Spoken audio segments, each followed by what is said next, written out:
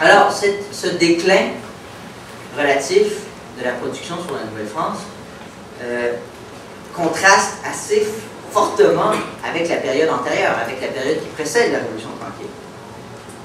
Un historien m'apparaît emblématique de cela, mais nullement isolé, c'est bien sûr Lionel Groulx. Alors, Lionel Groulx, c'est évidemment l'épouvantail de la nouvelle doxa. L'évoquer, ça suscite surtout des sursauts et puis l'épouvante d'habitude, mais plutôt que de reconduire ces préjugés, penchons-nous de manière raisonnée sur la pensée de cet historien. Alors, quel était son objectif à titre d'historien? Pour lui, la science historique avait une fonction pour la collectivité. Outre la recherche scientifique en soi et pour soi, il y avait à faire, au Canada français, au Québec, un travail énorme du côté de l'éducation. L'histoire était une matière cardinale en éducation.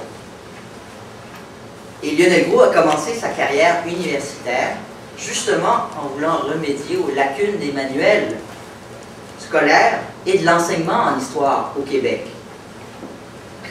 Alors l'histoire dans les écoles n'était jamais enseignée par des spécialistes. L'ignorance lui apparaissait généralisée. Et de cette ignorance découlait une certaine méconnaissance de soi.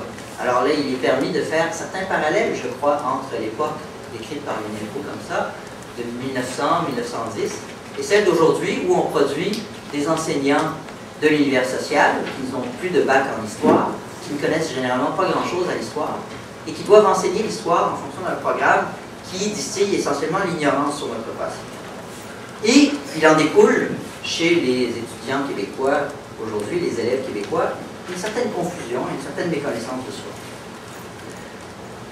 Aux yeux de Lionel Groulx, la connaissance permettait au contraire de savoir que nous étions autre chose que l'équivalent d'une minorité immigrante au sein de l'Empire britannique, destinée à s'assimiler dans une colonie britannique. De se penser aussi autrement que dans le regard de l'autre, l'anglophone dominant, et parfois, il faut le dire, condescendant, regard des Anglo-Québécois résumé par Lord Durham dans son rapport, regard tout à fait intégré d'ailleurs non seulement par Cité Libre, mais aussi par l'École historique de Québec, qui a ajouté quelques éléments méthodiques de l'École des Annales, mais qui a essentiellement reconduit les interprétations de Lord Durham. Je pense par exemple à Fernand Ouellet. Alors, au lieu d'un peuple sans histoire, je voulais rappeler Groulx par la production historique, mais aussi par l'éducation, les Canadiens français étaient un peuple avec une histoire, même une histoire glorieuse, à l'époque de la Nouvelle-France en particulier. Et même la conquête n'était pas due à un déshonneur militaire, mais à une écrasante supériorité militaire et numérique des forces anglo-américaines. Et la période suivant la conquête était marquée par une lutte non dépourvue de noblesse de ce peuple pour imposer une reconnaissance de ses droits. Et des dates marquent cette lutte juridique et politique pour la survie et pour la reconnaissance de nos droits. Le traité de capitulation, l'acte de Québec, l'imposition du français au Parlement, au tout début, en 1792-93, les luttes et les échecs des patriotes, mais les succès de La Fontaine en 1842 et en 1848 avec le gouvernement responsable, la Confédération en 1867 et la recréation d'une province, cette fois en droit de s'autodéterminer dans le cadre limité de l'autonomie provinciale. Cette histoire est donc pourvue de grandeur, de réussite dans tous les domaines d'activité, aussi bien sûr de souffrance et de malheur. Mais ce qui était important, c'était de rappeler qu'il y avait des réussites dans tous les domaines d'activité, des personnages dignes de remarque et de renom, des deux sexes, en Nouvelle-France bien sûr, en Nouvelle-France en particulier, mais aussi par la suite. Alors, la Nouvelle-France occupait évidemment une place particulière dans cette conception de notre passé, pour deux raisons. L'une religieuse, puisque c'est une époque catholique, c'est l'époque de la naissance de l'Église canadienne. L'autre nationale. Le futur peuple québécois n'était pas alors sous la tutelle d'une puissance étrangère, d'un peuple exogène. il grandissait sous l'égide de la mère patrie, jusqu'à ce qu'il en soit séparé par la conquête. Et à la conquête, il en a été séparé avant d'avoir atteint vraiment la maturité. Arrivé à la maturité, ce qu'on présupposait, c'est qu'il aurait naturellement acquis son indépendance, laquelle était en lente gestation. Et cette Nouvelle-France, donc, qui n'était pas une époque de domination, de limite, c'était une époque de grandeur. La nation dominait l'Amérique, la nation avait été pionnière de la colonisation et de l'évangélisation du continent. C'était l'époque, donc, d'une personnalité nationale non menacée, plutôt vouée à l'épanouissement. Bon, cette mémoire de la Nouvelle-France allait naturellement être laïcisée par certains élèves et disciples jusqu'à un certain point de Villeneuve, qui ont aussi rompu avec lui à maints égards, avec la Révolution tranquille, donc, et notamment Guy Frégault. C'est très évident, par exemple, dans l'œuvre de Guy Frégault, si on prend son D'Iberville. Bon, on voit la laïcisation de cet héritage.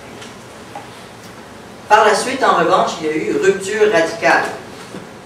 Alors, simultanément à la marginalisation de l'École de Montréal, dans notre historiographie, c'est tout simplement, et dans nos départements, c'est tout simplement le point de vue national qui est marginalisé de l'université en histoire.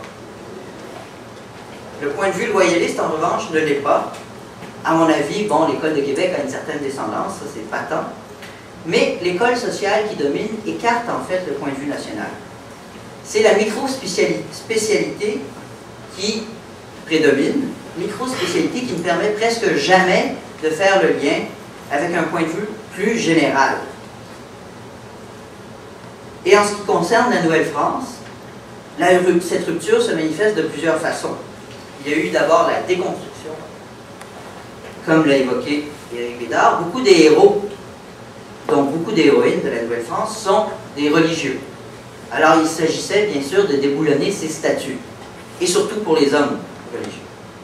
Mais les héros nationaux aussi. On peut penser à Dollard des Ormeaux, évidemment, à Jacques Cartier.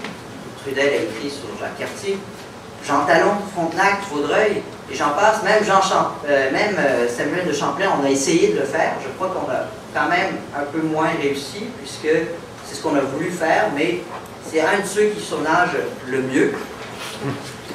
Mais la plupart des autres ont disparu. Les gens n'ont plus de... Tout ce qu'on voit dans nos centres-villes québécois, tous ces noms sont omniprésents. La Vérandrie, Montcalm, Vaudreuil, Frontenac, et ainsi de suite. Pour des jeunes étudiants de secondaire aujourd'hui, mais même quand ils sortent du collège ou de l'université, la plupart du temps, ce sont des inconnus. Ensuite, il y a l'appréciation de la Nouvelle-France, qui a changé. Sans doute que la Révolution tranquille a rendu moins sensible l'attrait que possédait une époque de notre histoire dépourvue de domination étrangère. Mais, surtout, on la présente comme une période honteusement non démocratique, de manière tout à fait anachronique, bien sûr. Et là, je vais revenir sur le cas de la mémoire de l'esclavage, avec un cas particulier qui a fait beaucoup de bruit. C'est une esclave noire, puisqu'il y en a eu quelques-uns en Nouvelle-France. C'était assez marginal comme réalité, mais il y en a eu. Et Marie-Angélique avait, pense-t-on, mis le feu à Montréal en 1734, et ça aurait été pour s'enfuir. Et l'incendie de Montréal avait ravagé une grosse partie de la ville. Elle a été exécutée pour ce crime. Mais